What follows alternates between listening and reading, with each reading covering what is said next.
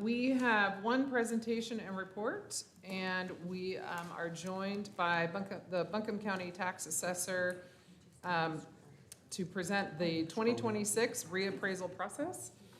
Eric Cregger, welcome. Thank you, Mayor. Thank you, Vice Mayor. Thank you for the council for having me here today. I'm going to touch a little bit on reappraisal 26, a little bit about our office in general, and tell you where we're going with this reappraisal this year. So, just some basics about our office. I'll scroll a little bit here. Some basics about our office. So, every assessment office operates in the same manner in North Carolina, all 100 counties. So, if you own taxable personal property or real estate in the county, you're to report that to your local tax assessor office and ensure that it's actually listed accurately by the assessment office. So we're responsible for taking those listings that the local property owners supply to us and valuing it, whether it's real property or personal property. And we also implement tax relief programs and present use value programs on behalf of the Department of Revenue. They create those programs and we implement those programs and try to do the outreach to get folks enrolled in those programs. So, personal property, that's valued each year, January 1 of each year. You revalue that. Right now, let's say in January 1st to the 31st is our personal property listing period.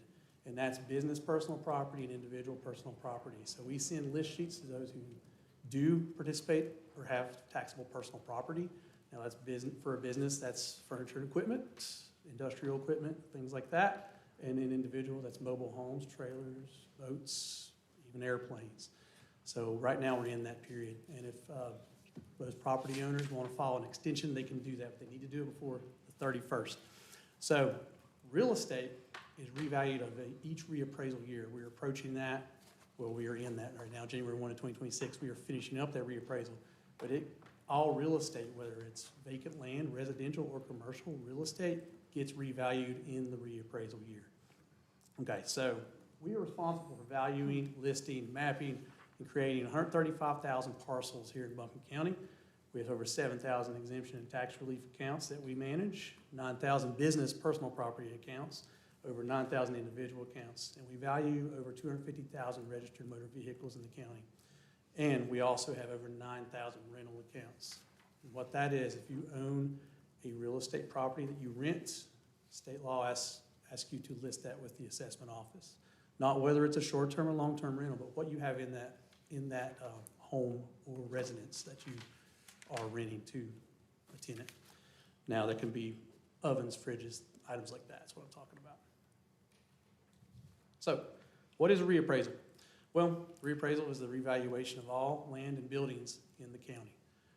Now, we do that on a 4-year cycle. State law says you can do it on you must do it at least every 8 years. Buncombe County does it on a 4-year cycle. Obviously got delayed 1 year. We were set to do it January 1 of 25. A lien hit, and we had to delay it 1 more year. So now the key thing to remember about a reappraisal is state statute says that every assessment office must assign real estate market value to every parcel. Now, what market value means is that value should be what you feel that you can sell that property for as of the reappraisal date. So here in a few weeks, we'll be mailing out notices to our property owners. And the goal for our department is to make sure that you can sell your property for the value that we put on that notice. So why do we do reappraisal? Well, first point's simple. The Department of Revenue requires us to do it.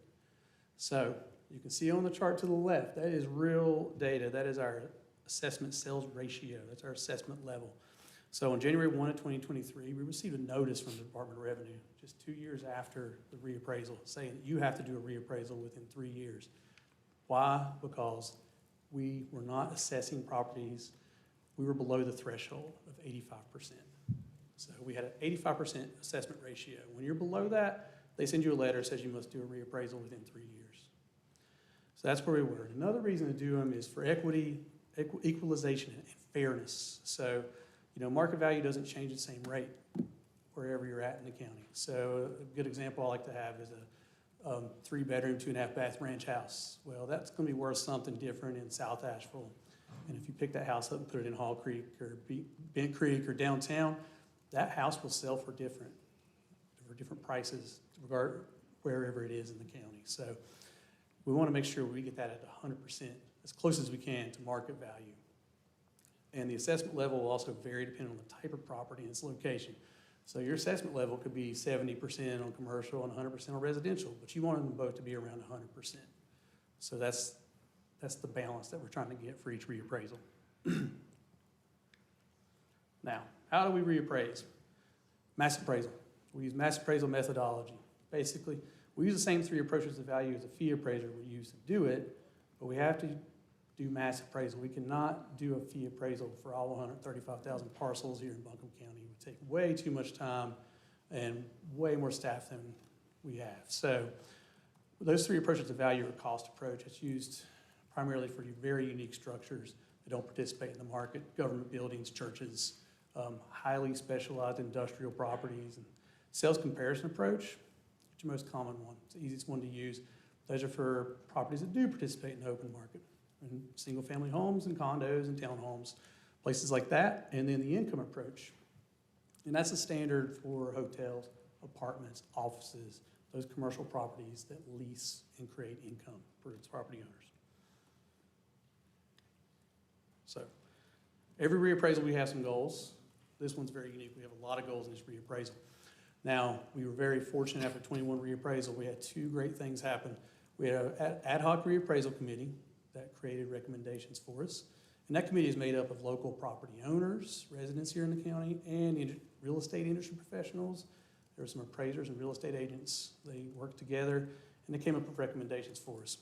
And another great thing we did is we were able to hire a study, an internal audit of our processes in the office and, of our data, and offer suggestions for improvement.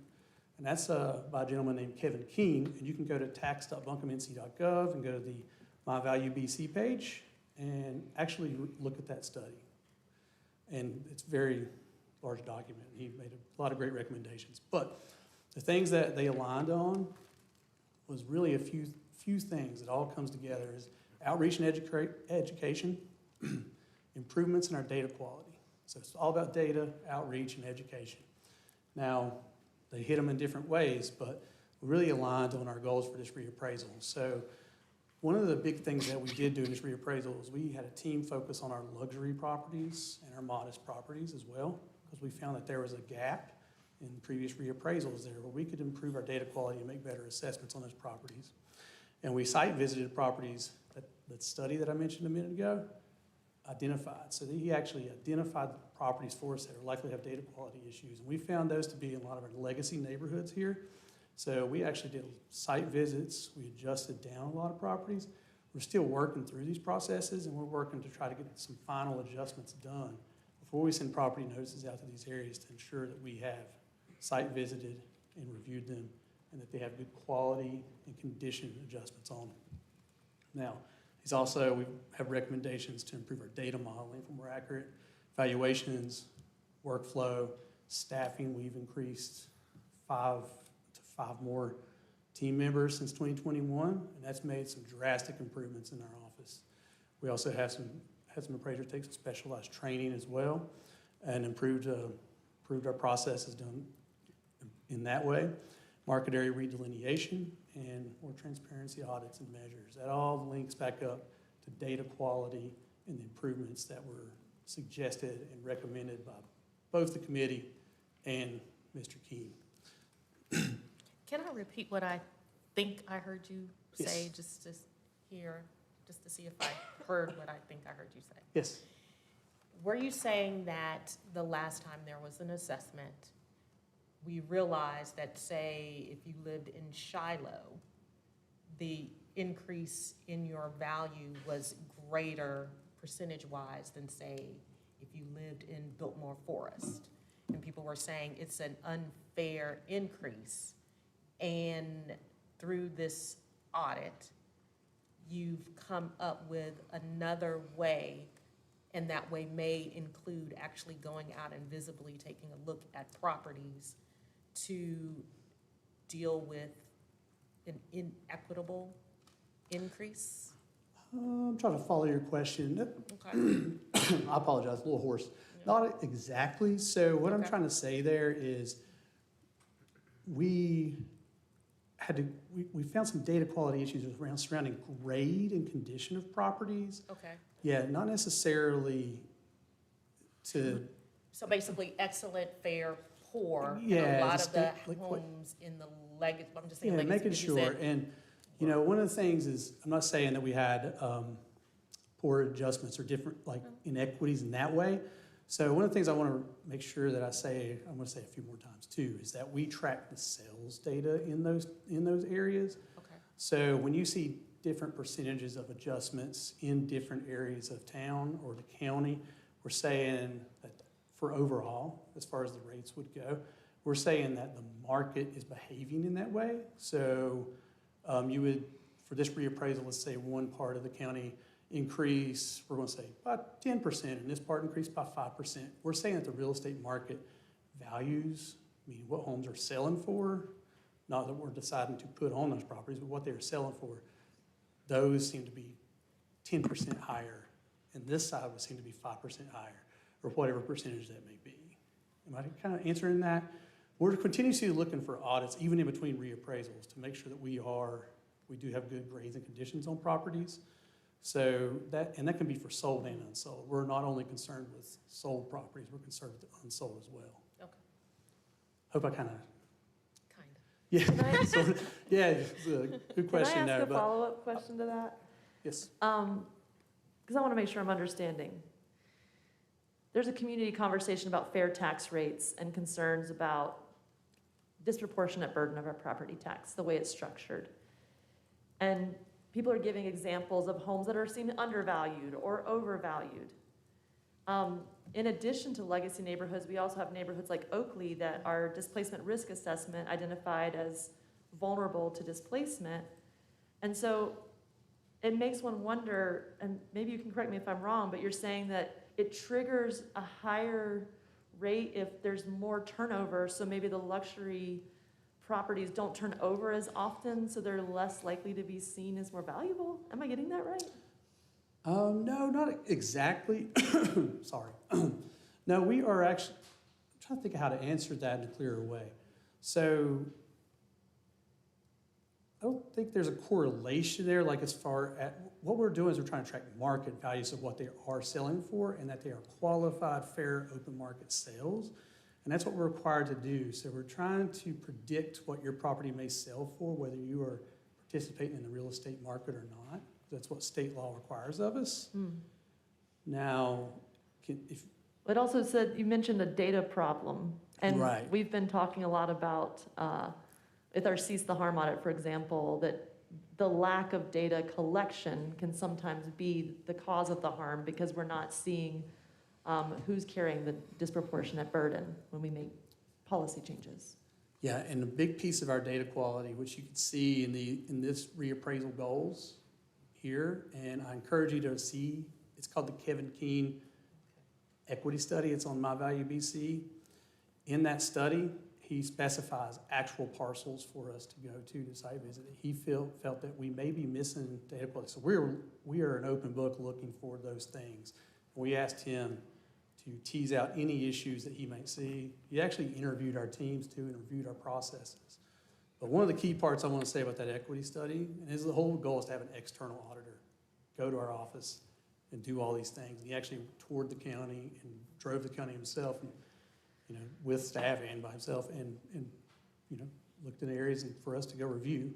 And in the end, he found that we did not have any systemic biases or inequities in the system and how we operate. And I think that's a real key takeaway from that study. I encourage you to go read it and check it out. And you know, if you have any questions or need to discuss it, please reach out to me. But overall, yes, it's about improving data quality for every reappraisal.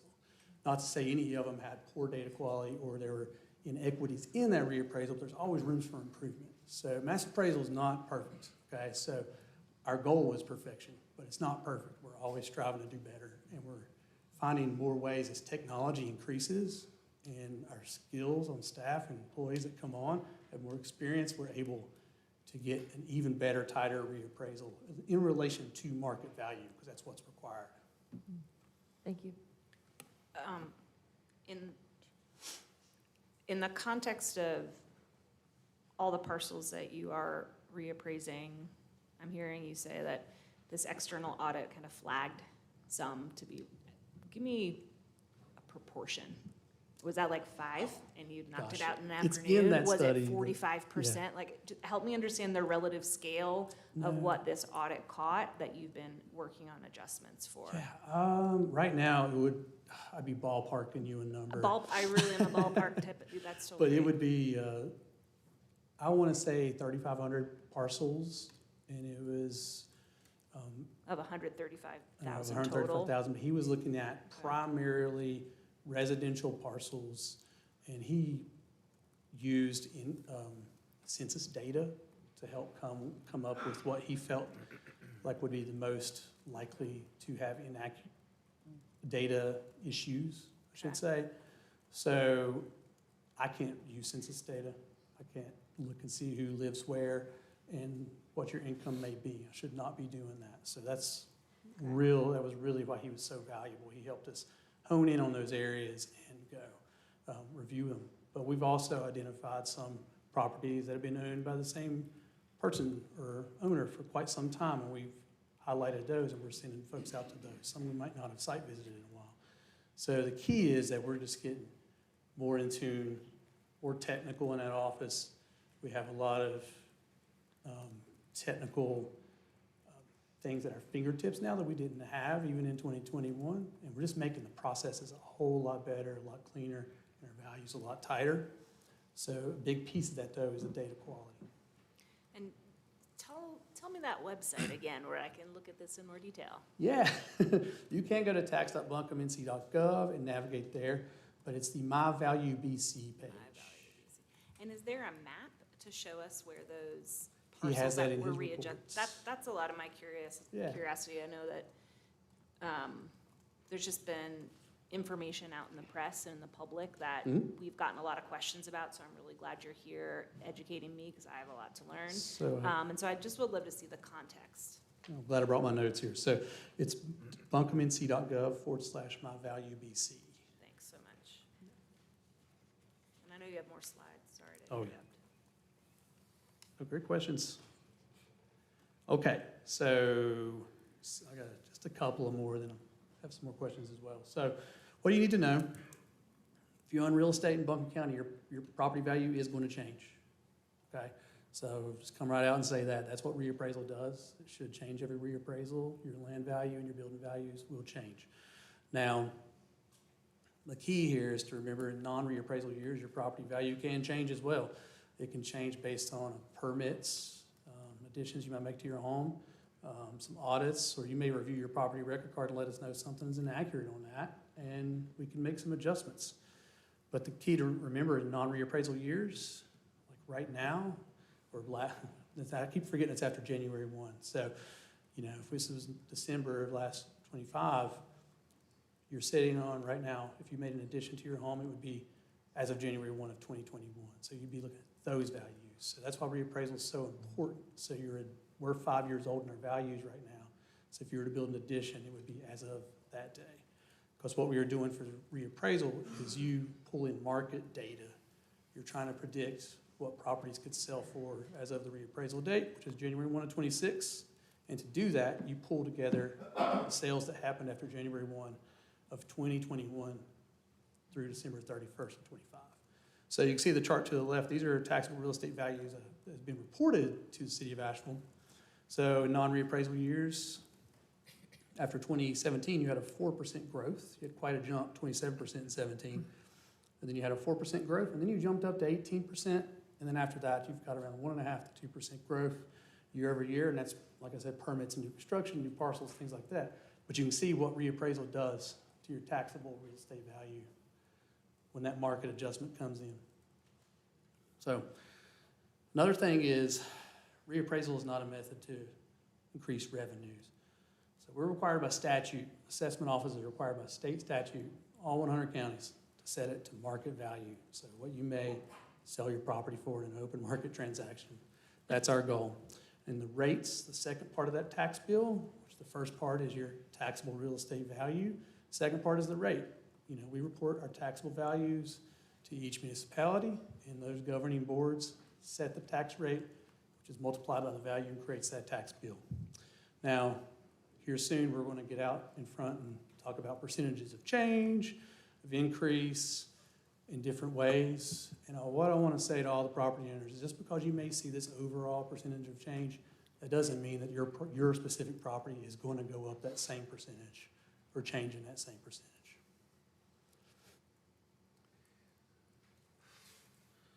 So, right now, what property owners can expect is to receive a notice from our office next month. Mid to late February, we'll be rolling out notices. We're not going to send them all on one day. We're going to send them throughout the month as we finish up this reappraisal. So you'll get those in the mailbox. We're currently in the final stages, but when you get your notice, your value will be visible online as well. And on those notices that you get will be a QR code to go right to your property and you can appeal it. And also information on how to appeal your property, what we look for.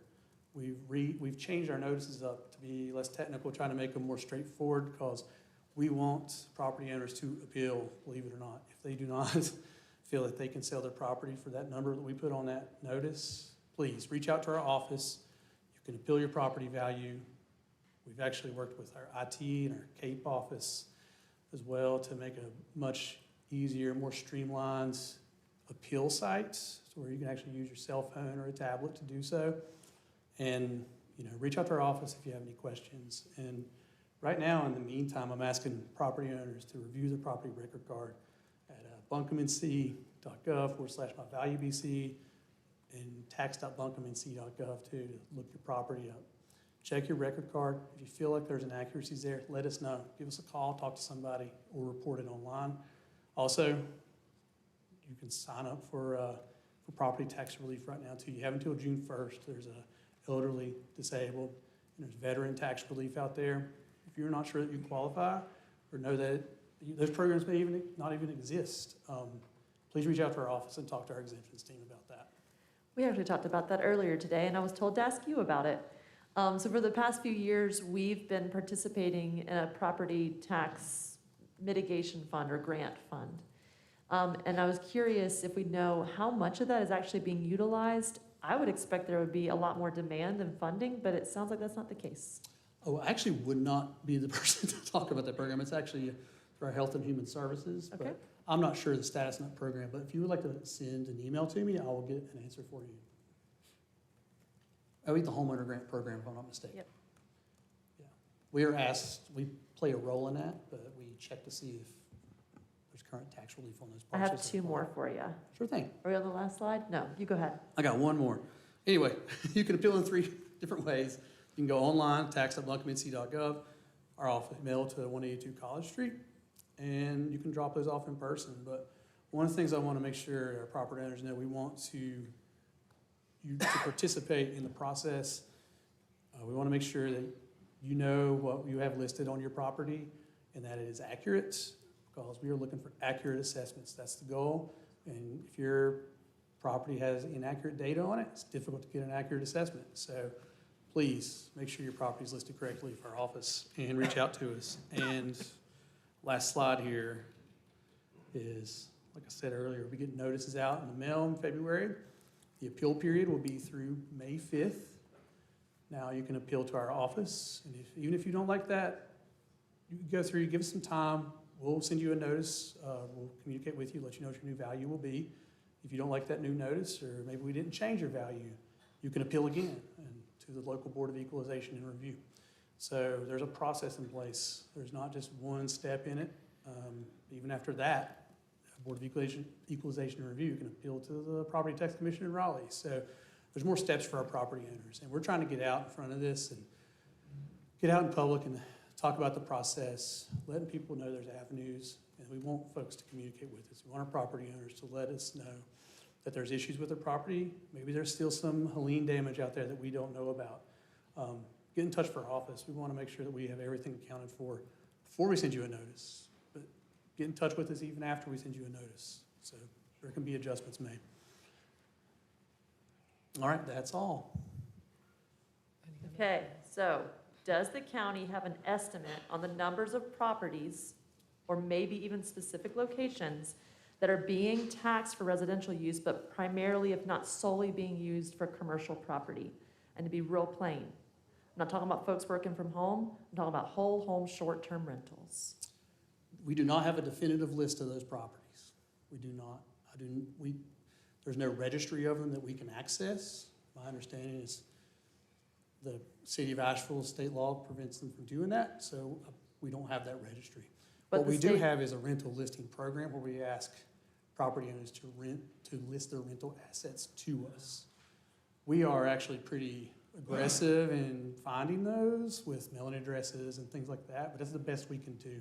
We send a notice and ask folks if they rent their property, and if they do, they can list those items with us, but we do not differentiate between short and long term, and we don't have access to a list of that. Okay, so I'm just thinking about the ability to fairly tax, so we can fairly distribute those resources in our community. And the second one, you mentioned somewhere, I think it was on slide 7, properties that rarely sell. So let's say that we have a large-scale commercial property that's been sitting empty for years, maybe it hasn't sold in decades. What are the factors that impact that reval? So I think, excuse me, with those types of properties, there'd be a few factors there. Is it still standing? Is it in poor condition? Is it a detriment to the land that it sits on, basically? But also, is it in good condition? Could it be rented? So even if it's empty or vacant, it could still be rented based on the potential income it could be bringing in. Or it could still be valued based on that potential income. Does that make sense? I think so, but can you yeah. say more about, is the building a detriment to the land it sits on? Because I think that's where we're feeling okay. a burnt spot. I'm thinking more about, when I say that, I'm thinking about really dilapidated structures that can't be Me too. used. So those would likely be on a cost approach because they are not producing any income. Thank you.